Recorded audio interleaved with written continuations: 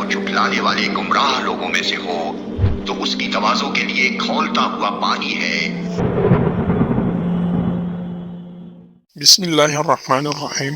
دانش علی کی جانب سے آپ سب کو السلام علیکم۔ امید کرتا ہوں آپ سب خیریت سے ہوں گے۔ مسلمانوں کا عقیدہ ہے کہ میت کو قبر میں دفن کرنے کے بعد الہی مقررہ کردہ پوچھ گچھ کرنے والے فرشتے آتے ہیں اور میت سے اس کے ایمان اور عقائد کے بارے میں پوچھتے ہیں۔ اگر وہ صالح مومن ہو تو اس کے سامنے جنت کا ایک دروازہ کھول دیتے ہیں اور وہ قیامت تک جنت کی نعمتوں سے لطف اندوز ہوتا ہے، اور اگر وہ کافر یا ظالم ہوتا تو اس کے سامنے جہنم کا ایک دروازہ کھول دیا جاتا ہے اور وہ قیامت تک جہنم کا عذاب بھگتتا رہے گا۔ در حقیقت اس میں کوئی شک نہیں، کیونکہ اس بارے میں کثیر تعداد میں روایات درج ہیں اور ہم ان میں سے بعض کو بطور مثال پیش۔ جب مومن فوت ہوتا ہے تو 70,000 فرشتے اس کے جنازے میں شریک ہوتے ہیں۔ جب وہ قبر میں داخل ہوتا ہے تو منکر اور نکیر اس کے پاس آتے ہیں اور اس سے سوال کرتے ہیں، اور وہ اس سے پوچھتے ہیں کہ تیرا رب کون ہے، تیرا دین کیا ہے اور تیرا نبی کون ہے۔ مومن جواب دیتا ہے، میرا رب اللہ ہے، میرا نبی محمد صلی اللہ علیہ وسلم ہے اور میرا دین اسلام۔ ان تینوں سوالوں کے جوابات درست دینے کے بدلے میں قبر کو اس حد تک پھیلا دیا جاتا ہے جہاں تک کہ نظر جاتی ہو۔ اس کے لیے جنت کے کھانے لائے جائیں گے اور جنت کی ہوا اس کا استقبال کرے گی۔ یہ وہی ہے جس نے قرآن پاک پر عمل کیا۔ اسی طرح جب کافر یا مشرک مرتا ہے تو جہنم کے 70,000 فرشتے اس کے ساتھ قبر میں جاتے ہیں۔ اس حالت میں مردہ ان سے ایک آواز میں التجا کرتا ہے جو انسانوں اور جنوں کے علاوہ سب کو سنائی دیتی ہے۔ وہ مردہ یہ کہتا ہے کہ کاش میں دنیا میں لوٹنے کے قابل ہوتا اور مومنوں میں سے ہوتا، اور کہتا ہے مجھے دنیا میں واپس بھیج دو، شاید میں اس میں بھلائی کروں جو میں نے چھوڑا ہے۔ جہنم کے فرشتے کہیں گے ہرگز نہیں، یہ ایک محض کلمہ ہے جو تم بولتے ہو۔ اور فرشتوں میں سے ایک کہے گا اگر تمہیں دنیا میں واپس بھیجا گیا تو تم پھر بھی وہی کرو گے جو تم اب کر کے آئے ہو۔ اے لوگوں، موت کے بعد کے واقعات موت سے بھی زیادہ سنگین ہوتے ہیں۔ قبر کے نچوڑ اور اس میں تاریکی اور تنہائی سے بچو۔ قبر ہر روز پکارتی ہے، میں اجنبیوں کا گھر ہوں، خاک کا گھر ہوں، تنہائی کا ٹھکانہ ہوں اور ڈنکے مارنے والوں کا گھر ہوں۔ قبر یا تو جنت کے باغوں میں سے ایک باغ ہے یا جہنم کے گڑھوں میں سے ایک گڑھا ہے۔ جب مومن کو دفن کیا جاتا ہے تو قبر کہتی ہے، خوش آمدید، پہلے میں تمنا کرتا تھا کہ تم میرے پاس چلو،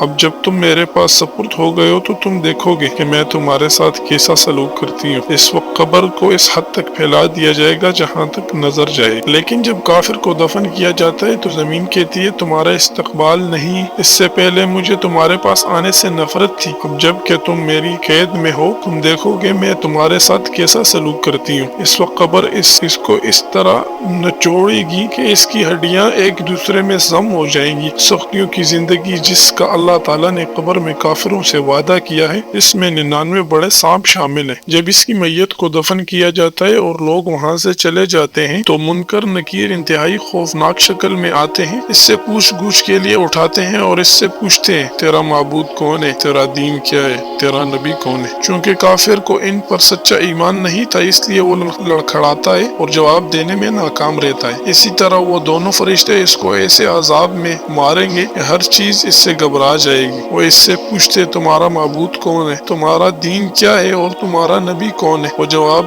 دینا نہیں جانتا ہوگا تو وہ اس سے کہیں گے، نہ ہی تو یہ جانتا ہے اور نہ ہی تو سیدھی راہ پر چلا۔ اس طرح اس کے سامنے جہنم کا ایک دروازہ کھول دیا جائے گا اور جہنم کی جلتی ہوئی رطوبتیں اس پر اتر آئیں گی۔ اس کے بارے میں قرآن پاک میں بیان ہوا ہے، اللہ تعالیٰ نے قبر میں کافروں سے وعدہ کیا ہے، اس میں 99 بڑے سانپ شامل ہیں جو اس کا گوشت چبائیں گے، اس کی ہڈیاں کچلیں گے۔ یہ سلسلہ قیامت تک جاری رہے گا۔ اگر ان بڑے سانپوں میں سے کوئی ایک زمین پر پھونک مار دے تو اس پر بھی کبھی کوئی چیز نہیں اگے گی۔ اے لوگو، اپنے ضعیف نفسوں اور جسموں کی حفاظت کرو۔ جو نرمی سے زندگی گزار رہے اپنے جسموں کو ان سختیوں سے بچاؤ جن کو برداشت نہیں کر سکتے۔ وہ کام کرو جو اللہ کو پسند ہے اور ایسے کاموں سے بچو جن سے اللہ نے منع کیا۔ لہٰذا قبر کے سوال اور عذاب میں شک نہ کیا جائے۔ قبر روح کا ٹھکانہ ہے، قبر روح کا ٹھکانہ ہے، جسم کا نہیں۔ اس لیے کہا جا سکتا ہے کہ پہلی قبر سے مراد موت کے بعد روح کا ٹھکانہ ہے۔ قبر آخرت کی پہلی منزل ہے اگر انسان اس مرحلے میں نجات حاصل کرنے کے قابل ہو جائے تو اس کے بعد کے مراحل اس کے لیے آسان ہوں گے، لیکن اگر وہ اس مسئلے میں نجات حاصل نہ کر سکے تو اس کے بعد کے اس کے لیے نجات کا امکان زیادہ نہیں ہے۔ قبر آخرت کی پہلی منزل ہے، اگر انسان اس مرحلے میں نجات حاصل کرنے کے قابل ہو جائے تو اس کے بعد کے مراحل اس کے لیے آسان ہوں گے، لیکن اگر وہ اس مرحلے میں نجات حاصل نہ کر سکے تو اس کے بعد کے مراحل اس کے لیے نجات کا امکان نہیں ہو سکتے۔ میرا یہ ویڈیو بنانے کا مقصد یہ تھا کہ آج کل ایک کلپ وائرل ہو رہا ہے ایک یوٹیوبر کا، جس نے